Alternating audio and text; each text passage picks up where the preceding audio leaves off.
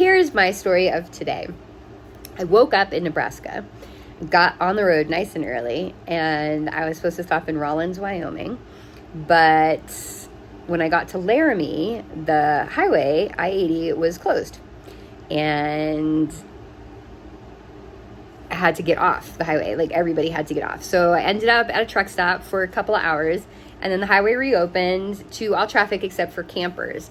And so I wasn't really sure if that counted for me. Basically, it said high profile vehicles and campers were not allowed to be driving on the highway due to high winds.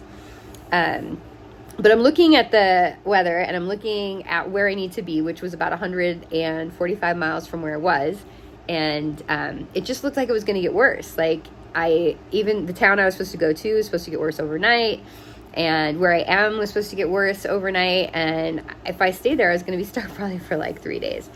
So I started talking to people, and I talked to two people that had, one guy was driving a camper and they were towing a car behind it. And I was talking to him, and he was like, well, I just came from Rawlins, and, yeah, it's a little windy, but it's not really bad. And he's like, I think you could totally do it with your trailer, because it's not high, it's really low. And I don't think it'll be a problem for you. And that's the thing, like, is it a camper? I mean, kind of, it pops up to a camper, but when it's closed, I mean, it's insured as a travel trailer. It's not a camper. And it's not high profile. It's lower than my car, right? So I don't know. It doesn't say anything about, it only said campers weren't allowed. It didn't say people pulling U-Hauls weren't allowed, or, trailers. And I saw people pulling boats. So then I talked to somebody else, and this guy drives campers, right? Like, pulls campers around, like, for a living. He delivers them or something.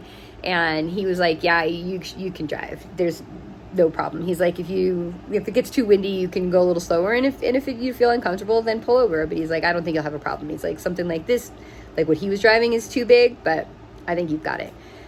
So I just decided to do it. My gut was telling me, don't stay here. Get out of here. Leave. Get out of here. So I did.